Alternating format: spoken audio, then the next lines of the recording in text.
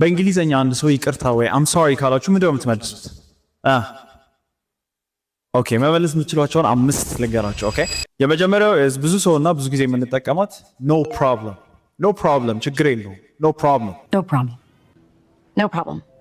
ሁለተኛው አታስብ አትጨናነቅበት ስትሉ no worries ኦኬ no worries አታስብ or አትጨናነቅበት ማለት ነው። no worries no worries። ሶስተኛው ደግሞ is forget about it እርሳው እንደማለት ነው። ኦኬ በቃ forget about it ችግር የለውም እርሳው።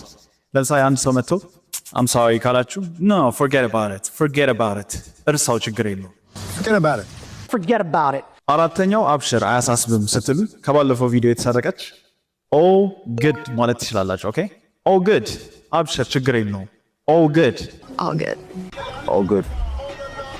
አምስተኛው ደግሞ አታስብ አትጨናነቅበት ስትሉ ወይ እርሳው never mind ተው እርሳው ማለት ነው። ኦኬ never mind እርሳው ተው never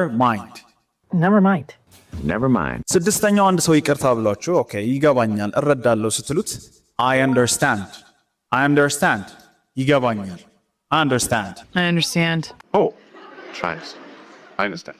ያ ስድስት እንደ ቦነስ ነው የሰጠኋችሁ። እኔ ደግሞ ለእናንተ ጥያቄ ተውላችኋለሁ። ኦኬ በእንግሊዘኛ ይፈጠራል ኦር ያጋጥማል ስትሉ ምንድነው የምትሉት? አንድ ሰው ይቅርታ ካላችሁ ያጋጥማል።